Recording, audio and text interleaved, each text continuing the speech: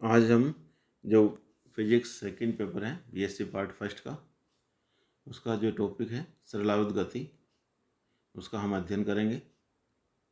और परिभाषा हम चूँकि पढ़ चुके हैं पहले, परवलय विभव कूप में जो कण गति करता है वो गति दोलनीय गति होती है। तो हम कह सकते हैं कि जब कोई कण परवलयिक विभव कूप में दोलन गति करता है तो कण की दोलन गति को हम सरल आवर्त गति कहते हैं। और सरल आवर्त गति करने वाले कण या निकाय को सरल आवर्ती दोलक या दोलित्र कहते हैं, सिंपल हार्मोनिक ऑसिलेटर कहते हैं उस पिंड को, है ना, जो कि सरल आवर्त गति कर रहा है। सरल आवर्त गति की परिभाषा बताई थी, यदि कोई कण अपनी माध्य स्थिति के दोनों ओर एक निश्चित पथ पर निश्चित समय अंतराल में अपनी गति को दोहराता है तो हम उसको क्या कहते हैं, सरल आवर्ती दोलक कहते हैं। तो यहाँ पे सिंपल हार्मोनिक ऑसिलेटर वो कण हो जाएगा, पिंड हो जाएगा जो दोलन कर रहा है, और उसकी गति का समीकरण हमें यहाँ निकालना है। तो सरल आवर्ती दोलक की स्थिति ऊर्जा का सूत्र हम पढ़ चुके हैं। U इजिकल टू क्या था, 1/2 k x स्क्वायर था, जहाँ k प्रत्यानयन बल नियतांक जिसको हम कहते हैं, और x विस्थापन हो गया। तो समीकरण 1 उसकी स्थिति ऊर्जा को व्यक्त कर रहा है। लेकिन हमने स्थिति ऊर्जा और बल कण पर जो कार्यरत प्रत्यानयन बल है उनका जो रिलेशन है वो क्या होता है, F equal to minus delta u by delta x. और दोलक पर कार्यरत बल की परिभाषा x के साथ हमारे पास जो रिलेशन था वो F equal to minus k x, ये हम पहले पढ़ चुके हैं। जहाँ के बल नियतांक है, फोर्स कांस्टेंट है, रेस्टोरिंग फोर्स कांस्टेंट है, और समीकरण 2 के ऋण चिन्ह से यह व्यक्त होता है कि जिस दिशा में बल लगता है उसके विस्थापन दिशा में, यानी प्रत्यानयन बल जो होगा, अगर कण को हम इधर विस्थापित करेंगे तो एक अंदर की तरफ यानी अपनी मध्य स्थिति की ओर सदैव एक बल लगेगा, उसको हम प्रत्यानयन बल कहते हैं, और वो विस्थापन के विपरीत दिशा में होगा। इसलिए यह कहता है कि जब कण संतुलन बिंदु से हटता है तो दोलक पर बल की दिशा संतुलन बिंदु की ओर होती है, और इस बल को हम प्रत्यानयन बल कहते हैं। अतः सरलावत गति साम्यावस्था के इधर उधर किसी कण की वह दोलनीय गति है जिसमें प्रत्यानयन बल विस्थापन के अनुकरणवाती है और दिशा सदैव साम्यावस्था की ओर होती है। तो गति का समीकरण निकालने के लिए हम क्या करेंगे, मान लेंगे कि जो कण है उसका द्रव्यमान कितना है, स्मॉल m है। तो स्मॉल m द्रव्यमान का एक कण अपने संतुलन बिंदु के इधर उधर यानी माध्य स्थिति के दोनों ओर, है ना, दाईं ओर बाईं ओर दोलन करता है, और किसी समय t पर कण का विस्थापन कितना है, x है। तो हम जानते हैं वेग हो जाएगा dx/dt और त्वरण हो जाएगा d2x/dt स्क्वायर। तो कण पर कार्यरत बल द्रव्यमान इंटू गुणनफल होता है, इसलिए F क्या होगा, m इंटू d2x/dt स्क्वायर। और बल हम जानते हैं F equal to minus k x. तो दोनों हमारे पास पहला सूत्र हो गया F equal to m d2x/dt square, दूसरा हम जानते हैं F equal to minus k x. दोनों ही प्रत्यानयन बल हैं, दोनों को बराबर कर देंगे तो हमारे पास आ जाएगा m d2x/dt square minus k x. ठीक है, इसको हमारे पास ये d2x/dt स्क्वायर त्वरण है, उससे हम मान निकालना चाहें तो m को राइट हैंड साइड में ले जाएंगे तो ये हमारे पास नया सूत्र आ जाएगा त्वरण का d2x/dt square is equal to minus k/m(x). अब इस k/m को एक नया नियतांक ले लिया, और इसकी इकाई चूंकि कोणीय वेग के वर्ग के बराबर होती है, इसलिए इसको ओमेगा 0 स्क्वायर एक नया नियतांक मान दिया, क्योंकि k प्रत्यानयन बल नियतांक है, m कण का द्रव्यमान है, वो गति करते वक्त कण का द्रव्यमान नहीं बदल रहा, इसलिए ओमेगा 0 स्क्वायर लिया इस नियतांक को हम किसी भी रूप में ले सकते हैं, या ओमेगा 0 ने लेकर के ओमेगा 0 का वर्ग लिया है, ताकि हमें पास जो समीकरण आएगी उसको हल करने में नियतांक को आप किसी भी रूप से वर्ग के रूप में ले सकते हैं, क्यूब के रूप में, किसी भी घात के रूप में, साइन के रूप में, कोस के रूप में, लॉग के रूप में, एक्सपोनेंशियल के रूप में आप नियतांक को ले सकते हैं। तो इसको ओमेगा 0 स्क्वायर लिया, उसकी जगह इसका मान रखेंगे तो हमारे पास जो फाइनल समीकरण है वो आ जाएगी d2x/dt स्क्वायर।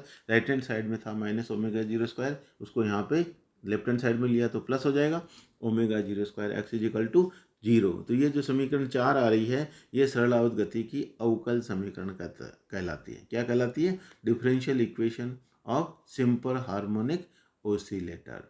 गति करने वाले कण की जो ये अवकल समीकरण कहलाएगी, गति की समीकरण कहलाएगी। ठीक है। इसकी सहायता से हम दोलक का वेग कैसे निकालेंगे, वेलोसिटी ऑफ एन ऑसिलेटर। तो क्या करेंगे, समीकरण 4 को दोनों तरफ dx/dt से गुणा कर देंगे, तो हमारे पास ये समीकरण आ गई। और चूंकि हम जानते हैं दोलक का जो वेग होता है dx/dt वो v लिख सकते हैं, तो लेफ्ट हैंड साइड में dx/dt की जगह v लिख दिया, ये dx/dt था उसकी जगह v लिख दिया, और d2x/dt² को हम dv/dt लिख सकते हैं। ऐसा क्यों किया, ताकि दोनों तरफ हमारे पास dt से dt कट जाए और v dv और ये फाइनल समीकरण बच जाए, ताकि हम इसका समाकलन कर सकते हैं। लेफ्ट हैंड साइड में वेग के साथ है समाकलन और राइट हैंड साइड में x के साथ है, तो ये समाकलन करने पर हमारी समीकरण आएगी। इसका इंटीग्रेशन देखिए, लेफ्ट हैंड साइड में v है, उसका क्या हो जाएगा v²/2, x dx का समाकलन x²/2 और c हो जाएगा हमारे पास समाकलन नियतांक, जिसका मान हम बाउंड्री कंडीशन की सहायता से निकाल सकते हैं। और कैसे निकालेंगे बाउंड्री कंडीशन, कि दोलक के महत्तम विस्थापन यानी अधिकतम विस्थापन होगा, तब वेलोसिटी क्या हो जाएगी, लास्ट पॉइंट पे मध्य स्थिति है, उसके दोनों ओर इधर अधिकतम विस्थापन हुआ और उधर किसी भी साइड में अधिकतम विस्थापन जब होगा, उसको यदि हम x0 कह दें तो वहाँ वेलोसिटी क्या हो जाती है, शून्य हो जाती है। ठीक है, अधिकतम विस्थापन यानी आयाम की स्थिति पर दोलक का वेग शून्य होता है, अर्थात यदि दोलन का जो आयाम है x इजिकल टू a मान लें, तो x इजिकल टू a पर dx/dt क्या हो जाएगा, 0 हो जाएगा। ये बेसिक कंडीशन हम यहाँ ऊपर समीकरण में रखेंगे, तो लेफ्ट हैंड साइड में v²/2 तो क्या हो जाएगा, v 0 होने से खत्म हो गया, और राइट हैंड साइड में x की जगह पे आप a रखेंगे, तो हमारे पास ये समीकरण आ जाएगी 0 equal to -ω02a² plus c। तो c को लेफ्ट हैंड साइड में ले जाएंगे, इसका मान इस तरह से ये आ जाएगा ω02a²/2। अब c का मान रखने पर ऊपर, तो हमारे पास v²/2 equal to minus omega, और ये राइट हैंड साइड में c का मान आ गया। सब देख रहे हैं अपन, लेफ्ट हैंड साइड में भी 1/2 है, राइट हैंड साइड में भी 1/2 है, ये कट जाएगा, तो फाइनल समीकरण हमारे पास बच जाएगी। इसको अपन सोल्व करें तो ये आ जाएगा v² is equal to -ω02 plus ω02a²। इसमें से क्या करेंगे हम, ω02 को कॉमन ले लेंगे राइट हैंड साइड में। ठीक है, 1/2 तो कट गया, तो अंदर बच जाएगा a² माइनस x², और राइट हैंड साइड में बचेगा ये v²। तो इसका अंडर रूट लेंगे v² का, तो v आ जाएगा, और ω02 का ω0, a² माइनस s² का अंडर रूट। तो ये जो समीकरण आया हमारे पास, v की x के साथ संबंध बताने वाली समीकरण आ गई। ω0 यहाँ पे कांस्टेंट है, जिसको हमने अंडर रूट k/m लिखा था, और a अधिकतम विस्थापन यानी आयाम बता रहा है, इसलिए ये भी कांस्टेंट है। तो ये जो सूत्र है हमारे पास समीकरण 5 से जो आ रहा है, वो क्या बता रहा है, सरल आवर्ती दोलक का वेग बता रहा है, जो कि विस्थापन के साथ क्या रिलेशन है वो बता रहा है। अब हम दोलक का विस्थापन निकालना चाहें x, तो समीकरण 5 से चूंकि हम जानते हैं v इजिकल टू था ω0, ऊपर लिखा हुआ है वही है, लेकिन v को हम यहाँ पे x के साथ लिखेंगे, तो dx/dt हो गया। इसको क्रॉस गुणा करेंगे, यानी dx के नीचे x का पद ले आएंगे राइट हैंड साइड से, √a² माइनस x²। तो ये हमारे पास लेफ्ट हैंड साइड में x वाले पद हो गए, राइट हैंड साइड में t वाले, इन दोनों का समाकलन कर देंगे। तो लेफ्ट हैंड साइड में समाकलन क्या हो जाएगा, साइन इनवर्स x/a आप जानते हैं, और ω0 कांस्टेंट है, बाहर चला जाएगा, इंटीग्रल dt का मान केवल t रह जाएगा, और राइट हैंड साइड में ये प्लस जो है वो क्या बता रहा है, समाकलन नियतांक बता रहा है। साइन इनवर्स x/a को हम इस तरह से हटाएंगे, साइन को तो उधर ले जाएंगे, साइन ω0t प्लस 5, और नीचे x/a था लेफ्ट हैंड साइड में, एक क्रॉस गुणा होके ये आ जाएगा। तो हम कह सकते हैं कि उसका जो विस्थापन है x, वो a साइन ω0t प्लस 5, जहाँ a अधिकतम मान है विस्थापन का, जिसको हम आयाम कह रहे हैं, और साइन ब्रैकेट में आ गया ω0t प्लस 5, ω0t प्लस 5, तो 5 यहाँ पे कला कोण कहलाएगा। तो सभी ये जो समीकरण आ रहा है समीकरण 6 कहलाएगा, और समीकरण 6 दोलक के विस्थापन x के समीकरण को व्यक्त करता है, और इसमें फाई दोलक की प्रारंभिक कला हो जाएगी, और ω0t प्लस 5 क्या हो जाएगी, किसी क्षण t पर दोलक की परिणामी कला हो जाएगी। अब निकालते हैं दोलक का आवर्तकाल, time period of an oscillator.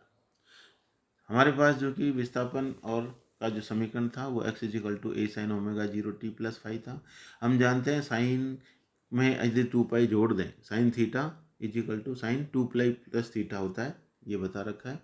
ठीक है, साइन थीटा का मान वही होगा जो साइन 2 पाई प्लस थीटा का या 4 पाई प्लस थीटा, इस तरह से हम क्या करें, पाई का सम गुणज यदि जोड़ दें तो इसका मान नहीं बदलता, ये बराबर होता है। ठीक है, तो ऊपर जो हमारे पास x equal to a sine omega 0t plus 5 था, उसमें 2 पाई जोड़ दिया तो भी इसका मान नहीं बदलना चाहिए।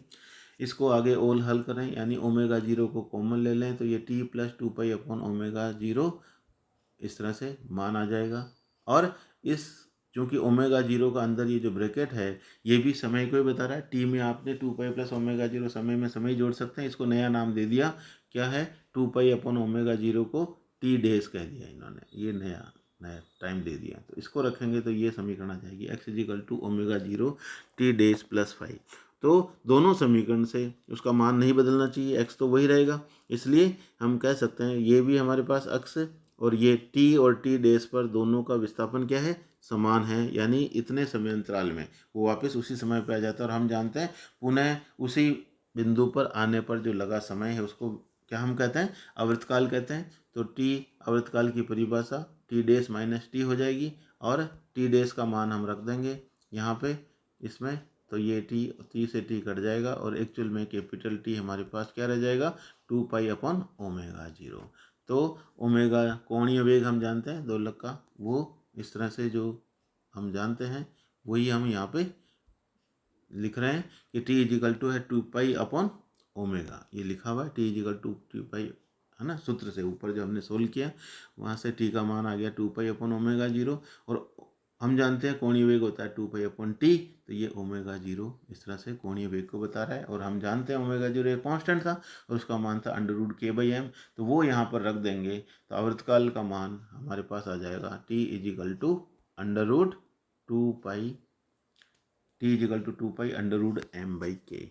इस तरह से हम सरल आवर्ती दोलक के आवर्तकाल का मान भी हम निकाल सकते हैं। सिंपल हार्मोनिक ओसिलेटर जो हमारे पास था, सरल आवर्त गति जो सिंपल हार्मोनिक मोशन थी, उसके अंदर हमने जो कल पढ़ा था पहले कि स्थिति ऊर्जा का मान यह है, बल का मान यह है, और उससे हमने क्या निकाला, सरल आवर्त गति का समीकरण यहाँ पे निकाला। वो क्या आया हमारे पास, d2x/dt² plus omega 0² omega 0² x equal to 0। फिर हमने उसकी सहायता से दोलक का वेग निकाला, v is equal to omega 0 √a² - s²। फिर दोलक का विस्थापन निकाला, x equal to a sine omega 0t plus 5।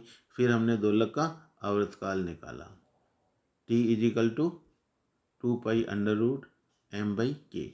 तो ये जो चारों चीज़ें निकाली है, एग्जाम में यदि बड़ा क्वेश्चन आता है और इसमें चारों चीज़ें पूछता है तो आपको पूरा करना है, वरना पार्ट जैसे जैसे जो पूछता है वो आपको वो करना है। तो इसके छोटे क्वेश्चन भी बढ़ते हैं और बड़ा क्वेश्चन भी बनता है, वो आपको एग्जाम में जितने नंबर का है उसके अनुसार आपको करके आना है। धन्यवाद।